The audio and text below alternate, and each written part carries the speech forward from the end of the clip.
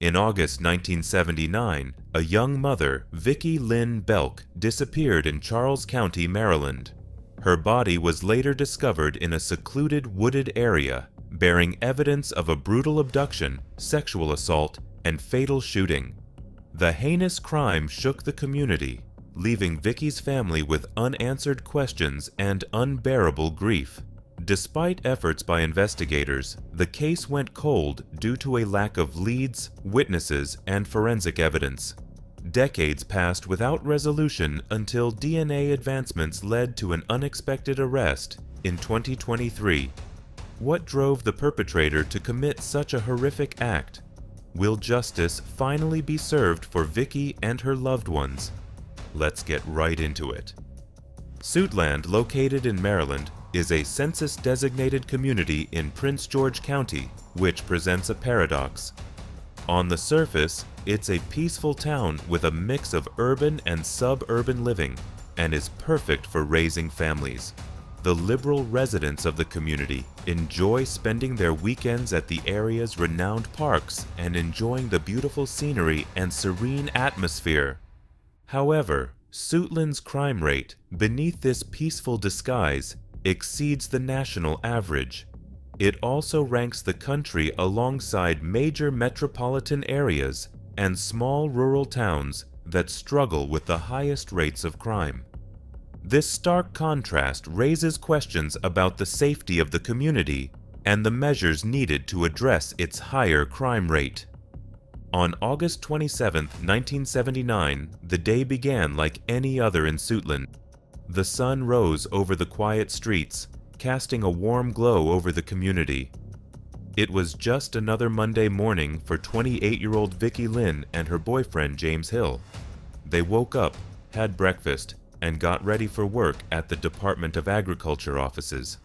As they left their apartment, they started their drive in James' 1972 Buick, driving part of the way into Washington, D.C. before stopping at Stadium Armory Station. They decided to leave the car and take the metro for the final part of their journey. Before parting ways that morning, Vickie reminded James that she planned to run some errands during her lunch break. With a quick goodbye, James continued to work, unaware of the awaiting tragedy. She planned to take the subway back to the car and meet James in the parking lot when he finished work for the day. Thinking it was straightforward, James agreed to the plan and told her he'd see her soon. He said this without suspecting anything out of the ordinary. However, when James finished work that afternoon, he couldn't find Vickie or his car anywhere in the parking lot. He looked around, but there was no sign of her or the vehicle. He thought maybe she was running late, but as the minutes ticked by, he started to worry. He found another way home, thinking maybe she was back at their apartment. But when he arrived, she wasn't there either. He called out her name, but there was only silence. James spent the entire night anxiously calling every single friend and family member of Vickie that he could remember. He asked each one if they had any idea where she might have gone, hoping someone would have some information. But no one seemed to know anything about her whereabouts, leaving James with only more questions and worries. This wasn't comforting for James. He didn't know what to think or what to do. He had spent the entire day and night without any clue about Vickie's location. By the next morning, James' worry had turned to desperation. He was worried enough to call the Prince George County Police. He told them he hadn't seen his girlfriend for close to 24 hours and was now incredibly concerned for her safety. He wanted the police to help him find her and bring her home safely. On the morning of August 28, 1979, James tried to report his girlfriend Vickie missing to the Prince George County Police Department. But the authorities told him that since Vickie was an adult, an official report could only be filed 72 hours after her disappearance. It was frustrating and disbelieving for James. How could the police not take action immediately? He had no option but to wait and hope for Vickie's return, which was a painful prospect. Every minute felt like an infinity as he thought about all the terrible things that could be happening to her. He broke the news to Vickie's family, who grew extremely worried, especially Vickie's mother, Maydel Belk. Maydel was a strong woman who couldn't process what was happening and became worried and afraid. She kept thinking about all the times Vickie had been reliable and responsible, and how it wasn't like her not to call or inform her loved ones about where she was going. It was definitely unusual for Vickie not to check on her son, and Maydel's mind was racing with worst-case scenarios. The uncertainty was unbearable for Vickie's family as they waited for news. Every passing hour felt like an eternity, heightening their sense of fear. As the 72-hour waiting period went on, their fear increased. They felt a sense of dread and helplessness as they waited for the police to take action, their minds racing with terrible thoughts and fears. Vickie Lynn Belk was born on March 20th, 1951, to proud parents Lonnie and Maydel Belk, becoming the eldest of 6 children in the close-knit Belk family. As the responsible and compassionate oldest sibling, Vickie naturally took on a nurturing role, caring for her 4 younger sisters, April, Grenda, Judy, and Kay, and her little brother Lonnie Jr., affectionately known as Ricky, with kindness and devotion. The children of the Belk family grew up in Alexandria. It is a beautiful city in Virginia, which is located in the USA. Vickie and her sister Judy made history by becoming the first African American students to break the color barrier at George Mason Elementary School in Alexandria. This pioneering achievement paved the way for future generations of African American students in the community. They later graduated from T.C. Williams High School in 1969. It was proof of their hard work and determination. Growing up during the unrestrained civil rights era, Vickie was part of a family that stood firm on principles and fought tirelessly for their rights. Despite facing adversity and discrimination, the Belk family remained steadfast in pursuing equality and justice. The Belk family's bravery inspired their community. Like her family, Vickie spoke out for what was right and fought for her community's rights. She was a leader who worked to make society fairer and more just. Vickie's siblings admired and looked up to her as a leader. They were drawn to her compassionate and generous spirit, which was evident in everything she achieved. Despite facing numerous obstacles and limited opportunities, Vickie persevered and made history by becoming the first in her family to graduate from college. In 1974, she earned a Bachelor of Arts degree in education from St. Augustine College, located in Raleigh, North Carolina. Vickie's expertise and talents didn't go unnoticed. This is because in 1979, at the age of 28, she secured a prestigious position as a management analyst in the Office of Operations and Finance in the Department of Agriculture in Washington, D.C. This achievement started a successful career for Vickie, who went on to inspire others by breaking barriers and achieving great things. Vickie was a single mom who worked hard to care for her young son, Lamont Belk. She also had a demanding job in Washington, D.C. that required much time and effort. Despite the challenges, Vickie volunteered at Oakland Baptist Church, where her great-grandfather was a co-founder. She was deeply committed to her community and her faith. As Vickie's family was very close to each other, they always made time for each other, no matter what. In August 1979, Vickie's sister Judy got married at Oakland Baptist Church. The whole family came together to celebrate this special day. Vickie was Judy's maid of honor and played a significant role in wedding planning. She attended the wedding with her boyfriend, James Hill. James worked with her at the Department of Agriculture. After the wedding, Vickie went back to her regular routine. She continued to work hard, take care of her son, and spend time with James. It was August 29th and no one knew about Vickie. Her family and friends had been searching for her, but every lead seemed to end in disappointment. Little did they know, a horrible discovery was about to break their hopes. On that fateful evening, at 7 p.m., a local teenage boy pedaled his bike down Metropolitan Church Road. He was riding near the intersection of Route 227 in Maryland when something caught his attention. As he rode, the fading light of day cast long shadows across the woods, making it difficult to see. But something caught his attention. He saw a strange, motionless form lying in the underbrush. His curiosity piqued, and he dismounted his bike and cautiously approached the object. As he drew closer to it, his heart sank. It was a dead body. The boy panicked and rushed back home to inform his mother about the gruesome discovery. She immediately contacted the authorities at 911, who jumped into action. After arriving at the scene, authorities confirmed the devastating truth. The remains were those of Vickie Lynn Belk. Vickie's body was discovered in a wooded area, approximately 20 feet from the roadway. She was lying on her back with her legs extended and fists clenched near her collarbone. It was suggesting a desperate struggle to fend off an attacker. She died of a gunshot wound to the head. Surprisingly, an additional inquiry by the medical examiner found that Vickie had been the victim of a sexual assault. The Charles County Sheriff's Office contacted Vickie's parents, Lonnie and Maydell Belk, with a request to come to the police department. He hinted that they had information about Vickie. Lonnie and Maydell arrived with a mix of emotions and were hoping for the best, that perhaps Vickie was only injured and had finally been found. But their optimism was shattered when they arrived at the sheriff's office. The devastating news they received was unbearable.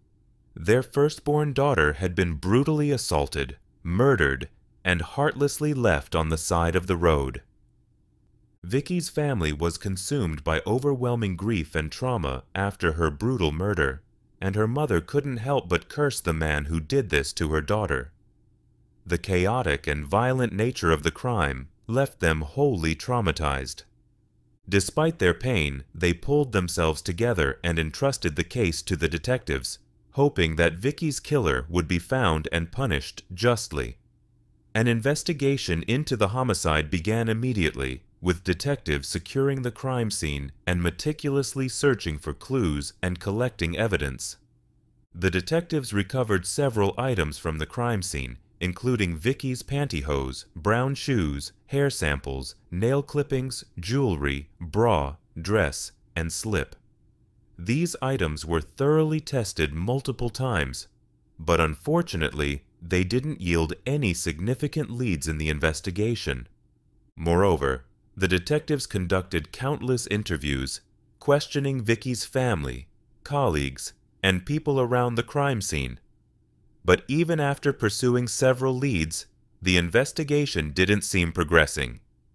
The detectives were still searching for James' car, which Vickie had borrowed to complete her errands on the day she disappeared, hoping that it would hold a crucial clue leading them to Vickie's killer. James' car, a Buick, was finally found abandoned in Washington, D.C. within a few days. However, sadly, there was no trace of the killer left behind. The detectives remained dedicated to finding Vickie's murderer, even with no new developments in the case. They carefully preserved all the evidence, hoping it would eventually lead to a breakthrough.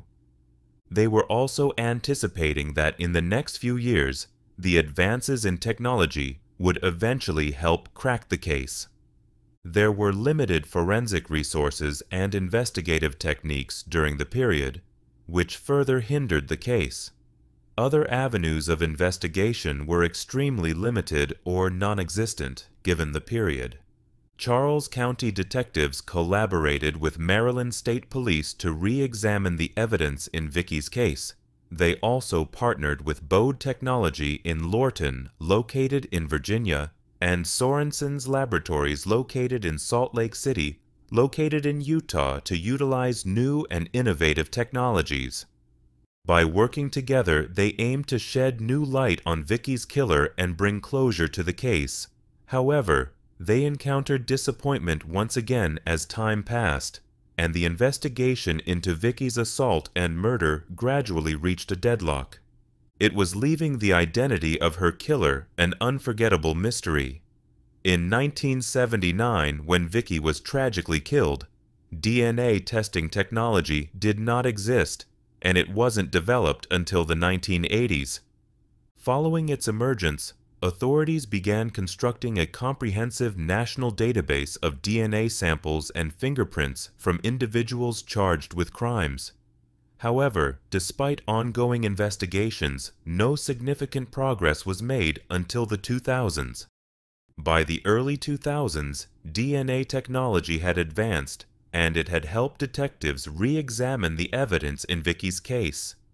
Upon re-evaluating Vickie's dress, investigators discovered a foreign bodily fluid, enabling them to create a potential suspect profile. Although the testing technology had improved, it still required significant enhancement. It was interpreting the developed profile as unsuitable for database entry or suspect comparison. Not discouraged by past setbacks, detectives continued to retest Vickie's belongings with emerging technologies over the years. However, despite their efforts, no significant breakthroughs were made, and the case went cold once again, leaving Vickie's family with unanswered questions. But in 2022, new technology helped re-examine Vickie's clothing, uncovering new evidence. This breakthrough revealed crucial clues that had gone undetected for decades. It revealed a DNA profile of a male linked to the crime scene. This significant discovery revived hope among investigators that Vickie's murderer would finally be brought to justice. The new DNA profile was then matched against profiles in CODIS, Combined DNA Index System, and has represented a significant milestone in the case. November 1st, 2022 marked a significant moment when Noel Gehrman was informed of a DNA match linking Andre Taylor to the evidence collected in Vickie's case. He was a 62-year-old and sentenced offender from Washington, D.C. This significant breakthrough prompted detectives to investigate Taylor's background and his connections to Bryan's Road, Maryland, where the crime occurred. The investigation revealed that Taylor's DNA was added to the national database following his arrest and conviction for violent crimes committed in Washington, D.C. Moreover, detectives discovered that Taylor's address listed on his arrest records from the 1980s was located in Bryan's Road, 4 miles from the site where Vickie's body was discovered. This crucial finding further solidified Taylor's link to the case. After identifying Taylor as the suspect, investigators faced a new challenge to locate him. Since Taylor had no known address since 2019, detectives collaborated with law enforcement partners from the United States Homeland Security Investigations, D.C. Metropolitan Police Department Homicide, and the U.S. Secret Service Baltimore Field Office to track him down. Following months of tireless efforts, investigators finally located Taylor in Washington, D.C. At the time, he resided in a Washington, D.C. nursing and rehabilitation facility. Detectives closely monitored him, getting more information about his past. To obtain this proof, detectives obtained a warrant in March 2023 and visited Andre at the nursing home. It was to collect a saliva swab for a fresh DNA comparison with the crime scene evidence. Although the surprise visit alerted Andre to his suspect status, detectives weren't concerned about him fleeing due to his poor health and an amputated leg. Authorities knew he posed no flight risk, and lab test results would take weeks to arrive. As he grew and years passed, Andre Taylor's life was taking dark and troubled paths. Despite being a stranger to Vickie Belk, Taylor's actions would ultimately lead him back to her case decades later. In April 1989, Taylor was charged with murder after fatally shooting a man during a street robbery. While mentioning his extensive criminal history, A prosecutor argued that Taylor should be held without bail. It also included at least 10 prior convictions for drug and gun possession. Although Taylor was found guilty only of carrying a pistol without a license in the homicide case, his status as a repeat offender earned him a significant sentence, 5 to 15 years in prison. After his release, Taylor continued to cycle in and out of the criminal justice system with multiple arrests in the 2000s. At some point during this time, Taylor's DNA was entered into the federal database. This fateful entry would eventually link Taylor to Vickie Belk's murder, bringing a measure of closure to her family and justice for her brutal killing. On June 16, 2023, the Charles County State's Attorney's Office presented the case to a grand jury which reviewed the evidence and decided to charge Andre Taylor with 3 serious crimes: first-degree rape, first-degree murder, second-degree rape. 6 days later, on June 22nd, a team of detectives from the Charles County Sheriff's Office, the United States Marshals Service, and the Metropolitan Police Department worked together to arrest Taylor in Washington, D.C. He was initially held in a detention facility in Washington, D.C., before agreeing to return to Charles County on June 27th. When Vickie Belk was murdered in 1979, she was 28 years old, while Andre Taylor was 18 years old. A thorough review of the original report and subsequent investigative efforts since 1979 has revealed no evidence suggesting that Andre Taylor and Vickie Belk knew each other. Furthermore, the circumstances surrounding Taylor's arrests in Washington, D.C. bear no resemblance to the Belk murder. June 22, 2023, marked a significant day for Vickie Belk's family. Andre Taylor was held without pledge, and in a press conference, Vickie's family and detectives addressed the media. The emotional gathering brought back dark memories but provided closure. The family was happy and satisfied. Vickie's son said, "I thank God for allowing us to be alive and well to bear witness to this momentous occasion. In 1979, I was 7 years old. Thank you to the court for holding this person in custody." Vickie's family shared their gratitude and cherished memories. Despite the pain, they honored her legacy through their achievements and the Vickie Belk Scholarship Foundation, which was established in 1980. The foundation has helped approximately 100 students, continuing Vickie's love for education and youth. This wasn't ending here. The family was still waiting for Andre Taylor to be sentenced. Will this happen next? Will the family find peace after 45 years of waiting? Will Vickie Lynn Belk's memory finally be laid to rest? July 18, 2024, a Charles County jury delivered a guilty verdict in the decades-old murder case of Vickie Lynn Belk after finding Andre Taylor criminally responsible for her tragic death. Assistant State's Attorney John Stackhouse said, "The incident caused generational trauma because it went on for 45 years. Belk's son grew up without a mother. Her parents had to bury their daughter. Her parents had to lay on their deathbed not knowing who killed their daughter. Her grandchildren never got a chance to meet their grandmother. Yet, all throughout this case, I've never seen a family with so much grit, determination, and grace." Andre Taylor, a man who had escaped from justice for decades, finally faced the consequences of his heinous crimes. During an interview with detectives, Taylor admitted to raping Vickie Belk, but denied any involvement in her murder. However, undeniable evidence linked him to the crime and exposed his guilt. August 25, 2024, 12:30 p.m. A 4-decade-long wait for justice came to an end as Andre Taylor was handed a life sentence for the heinous first-degree murder of Vickie Lynn Belk. The weight of his crimes had finally caught up with him, and he would spend the rest of his days behind bars. State's Attorney Tony Covington praised the team, saying, I can't thank the assistant state's attorneys enough for their tireless efforts to bring justice to this case. This marked the end of a long and painful journey for the Belk family, who had waited 45 years for justice. While it wouldn't bring Vickie back, it brought closure and justification. Vickie's legacy would live on and demonstrate the power of perseverance.